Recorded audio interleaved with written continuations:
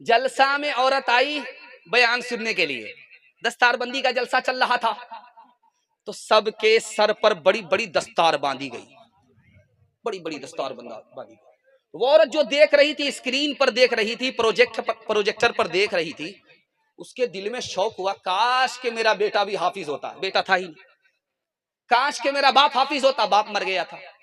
کاش کہ میرا بھائی حافظ ہوتا، بھائی تھا ہی نہیں۔ ایک شوہر بچا ہوا تھا، تو شوہر سے آ کر کے کہا کہ تم حافظ ہو جاؤ۔ تو شوہر نے کہا کہ بوڑھا طوطا کیا سیکھے گا، بچپن میں تو سیکھا نہیں، 55 میں کیا سیکھوں گا، میرے باپ سے نہیں ہوگا۔ کہا تم سے 2 منٹ میں ہو جائے گا، حفظ کرنا بالکل آسان ہے، حافظ بننا بالکل آسان ہے، میں کرا لوں گی تمہیں حافظ، بنا لوں گی میں تمہیں حافظ، بالکل آسان ہے، تم ہمت کرو، کہ میرے باپ سے بھی نہیں ہوگا، میں بوڑھا ہو چکا ہوں، میں دھرتی کا بوجھ ہوں، قرآن کا اتنا بڑا بوجھ نہیں اٹھا سکتا۔ کہا کہ بالکل آسان ہے، اگر تم حافظ بنو گے میں تمہیں انعام دوں گی۔ اب شوہر کے کان کھڑے ہوئے کہ میری بیوی مجھ کو کیا انعام دے گی؟ اگر تم شادی کر لو گے تو تمہاری دوسری شادی کی میں اجازت دے دوں گی۔ اب کیا تھا، رات دن ایک کر کے 6 مہینے میں حافظ قرآن ہو گیا۔ وہ مائیں پیدا کرتی تھی نمازی، دھنی تلوار کے میدان کے غازی۔ وہ مائیں پیدا کرتی تھی نمازی، دھنی تلوار کے میدان کے غازی۔ وہ مائیں جب کہ لیتی تھی بلائیں، تو یوں بیٹے کو کرتی تھی دعائیں۔ عبادت میں کٹے بیٹا جوانی، شہادت میں ختم ہو زندگانی۔ میرے معصوم فرشتے تو ابھی کیا جانے، تجھ کو کس کس کے گناہوں کی سزا ملنی ہے، جو نظر ملنی ہے وہ تجھ کو خفا ملنی ہے، دین اور دھرم کے مارے ہوئے انسان کی جو نظر ملنی ہے وہ تجھ کو خفا ملنی ہے۔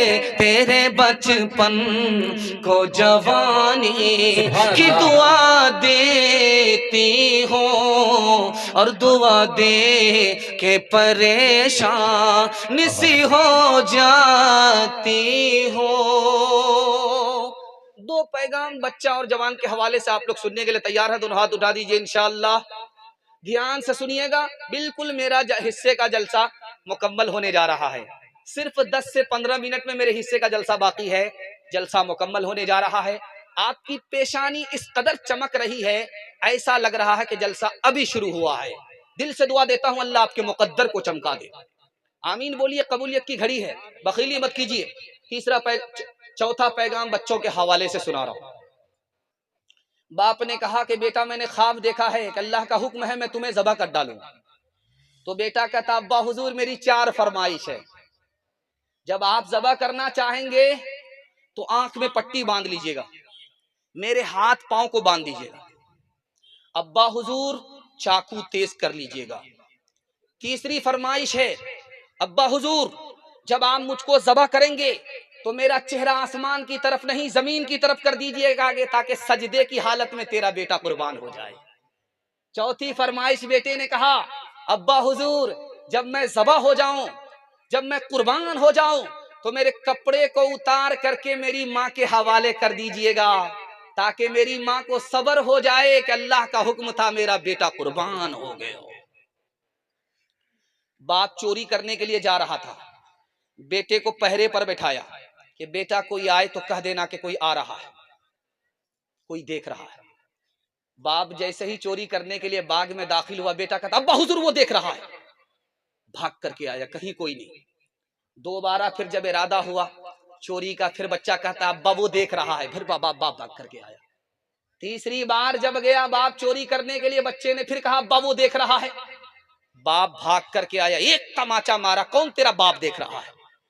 تو بیٹے نے کہا ابا حضور میں آپ کے تماچے کا برا نہیں مانتا، کون باپ دیکھ رہا ہے، کوئی دیکھے یا نہ دیکھے خدا تمہیں دیکھ رہا ہے۔ تیسری مثال آ رہی ہے، دھیان سے سنیے گا۔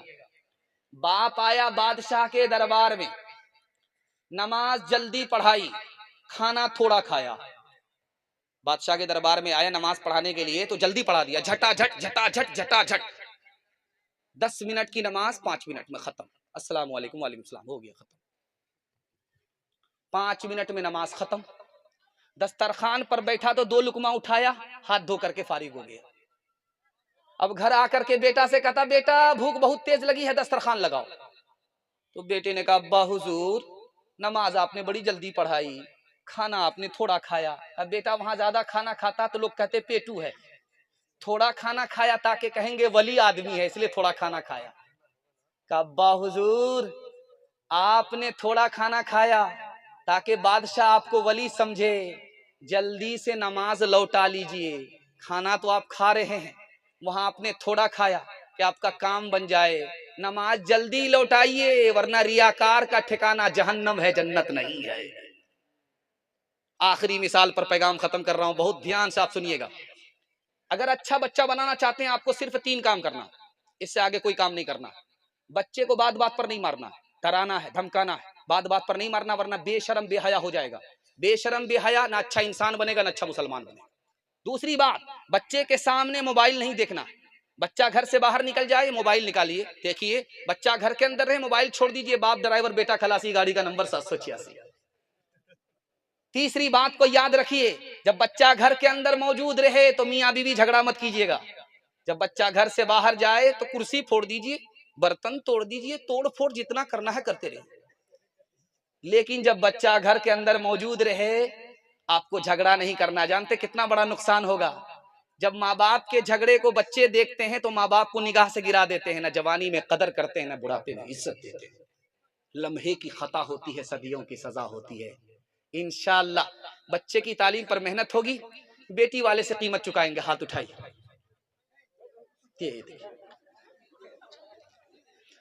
سنتا ہے دل لگا کے بزرگوں کے پند کو، وقت کلام لب پہ جناب و حضور ہے. کسب کمال کی ہے شب و روز اس کو دھن، علم و ہنر کے شوق کا دل میں وفور ہے. کسب کمال کی ہے شب و روز اس کو دھن، علم و ہنر کے شوق کا دل میں وفور ہے. لیکن جو ان صفات کا مطلق نہیں پتا اور پھر بھی ہے خوشی تو خوشی کا قصور ہے. بچوں کے حوالے سے پیغام مکمل ہو گیا. قرآن کے حوالے سے آپ کو پیغام دے رہا ہوں. اس کے بعد جوان کا ایک پیغام آئے گا. جلسہ میرے حصے کا نکل رہا ہے، صرف 5 منٹ کا جلسہ ہے. آپ لوگ سو کر کے سنیں گے، ہاتھ اٹھا دیجئے انشاءاللہ. اس میں بھی ضرور کوئی نہ کوئی ہاتھ اٹھائیں گے. یہ دیکھیں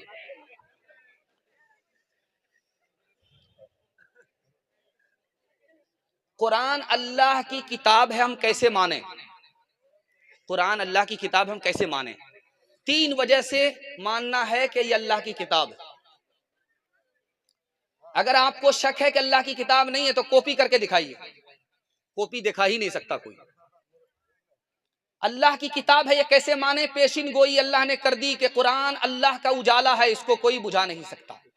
1400 سال سے لوگ محنت کر رہے ہیں لیکن قرآن کے نور کو مٹا نہیں سکے. تیسری بات، یہ اللہ کی کتاب ہے کیسے مانے؟ جس وقت قرآن نازل ہو رہا تھا اس وقت سائنس نہیں تھی، ٹیکنالوجی نہیں تھی. لیکن آج ٹیکنالوجی ہے، سائنس ہے. سائنس قرآن کی بات کو غلط ثابت کر ہی نہیں سکتی. یاد رکھیے، سائنس میں ہے جہاں پانی وہاں زندگانی.